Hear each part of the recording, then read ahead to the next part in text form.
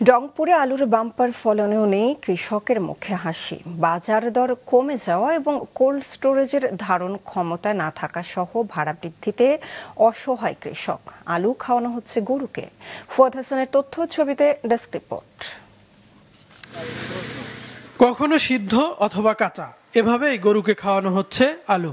অথচ এই আলুতেই স্বপ্ন বুনেছিলেন অনেক কৃষক। এমন দৃশ্য চোখে পড়ে রংপুরের গঙ্গাচড়া উপজেলার আলমবিদিতর ইউনিয়নে। এখানে প্রায় প্রতিটি বাড়িতেই গরুকে খাওয়ানো হচ্ছে আলু। 10 টাকা কেজির ধরে আলু বিক্রি দিছি। দেওয়ার পর দেখি আসল যখন ওঠে না, তখন বাড়িতে আমাদের 5-7টা গরু। তখন আমি এই গরুগুলোকে সকালে 2 কেজি, বিকালে 2 কেজি করে খাওয়াচ্ছি। আজ হয়তো 2 মাস পরে তো বাজারটা পাবো, কিন্তু কই নাই। এখন আলু তো ওই গোড়ানো পচে যাচ্ছে। তাহলে আমার ওই ফিট কিনা চাইতে, ভুসি কিনা চাইতে এই আলুটা যদি গরুকে খাওয়াই, তাহলে আমার কিছুটা হলে সাশ্রয় হচ্ছে। এত আলু বাড়িতে রাখা সম্ভব না, বাধ্য হয়ে গরুকে খাওয়াচ্ছে। ইউনিয়নের খামার মোহনা এলাকার আলু চাষি সামিউল ইসলাম।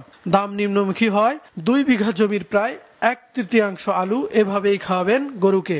জেলার প্রায় সব উপজেলার অসংখ্য কৃষকের অবস্থা এমনই। আলু তো আনা খরচ মেলা টাকা, এমন খরচ, সে মানে আলু যে বাড়ি নিয়ে আসবো সেই খরচটাও ওঠে না। যে আলু কোলেস্ট্রল রাখতে গেছি, কোলেস্ট্রল রাখতে পারি নাই, না পারাতে যে অবস্থায় বিপাকে পড়ে গেছি। আলু কোথায় কি করবো, বাড়িতে রাখবো না কোথায় রাখবো, রাখার কোনো জায়গা নাই। আলুর কেজি 7 টাকা, 8 টাকা, 10 টাকা কেজি, তাহলে পোষাইবে? আর কোলেস্ট্রল রাখতে গেলে কোলেস্ট্রল কেজি দেয় 8 টাকা করে। এবছর জেলায় আলু উৎপাদন হয়েছে 19,43,710 মেট্রিক টন। জেলায় 40টি কোল্ড স্টোরেজের মাধ্যমে আলু সংরক্ষণ করা যায় 4,16,300 টন। মাছরাঙ্গা নিউজ ডেস্ক।